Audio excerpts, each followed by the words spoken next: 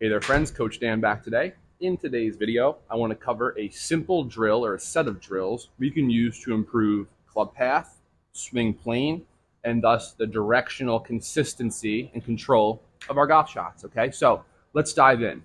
I like this drill because basically almost anyone can do this, almost anywhere where you're hitting golf balls, assuming you have your bag with you and specifically a stand carry bag, right? So what we like about the stand carry bag, it sits on this nice angle.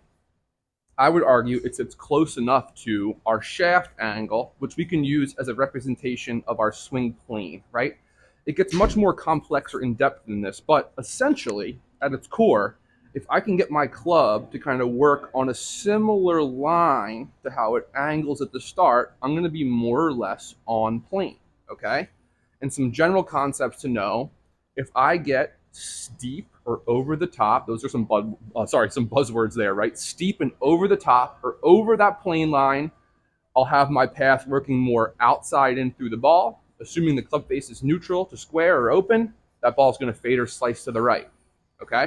And then a lot of people that have the opposite miss, that hook the ball, their club travels to underneath, and that club path is now going to work inside out, perhaps excessively through the ball, which curves it too much to the left with the hook. So let's start with the slice, because so many golfers deal with that slicing miss. I have my bag situated in front and just to the inside, in front of me, and to the inside of the target line, right? So I hold this here. I got some nice room to swing over it, but if my path works over the top and outside in, I'm going to bang into this bag, right? So I'm going to set up, try and keep the face square enough, and really prioritize working this club high and over top of that bag in the follow through for hopefully a shallower plane and an inside out club path. Let's see. Okay, so that felt pretty good. I'm assuming on TrackMan here, we're going to get a positive club path. Beautiful. A negative face to path because the club face was closer to the target line there. And that helped my ball curve about 26 feet L to the left. Okay, so that's a good drill to do if I'm worried about slicing it or I want to create more of a draw. Okay, what if I have the opposite problem? If I hook the ball, I curve it too much from right to left as a right-handed golfer.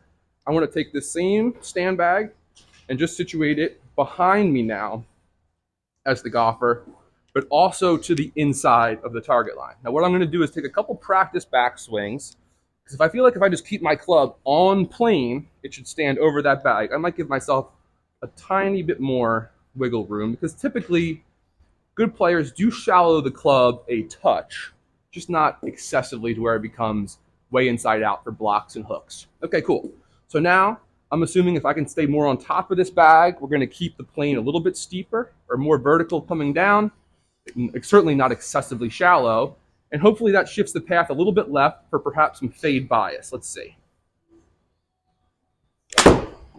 Not my best strike, but I still think we're going to get a negative club path, a positive face to path. Yeah, maybe a little bit more than we wanted there, but still enough to give us that curve off to the right, which if you're hooking the ball, might feel liberating in the moment, right? So either way, as a general summary here, we can use a stand carry bag and the angle that it naturally sits on to help us train our swing plane and club path via avoidance drills, right? We call these avoidance drills because you place an object strategically in the way, you avoid hitting it through just kind of a natural reaction as an athlete, and then that shifts an element to your swing. In this case, again, swing plane, club path, and how it's going to shape that ball through the air.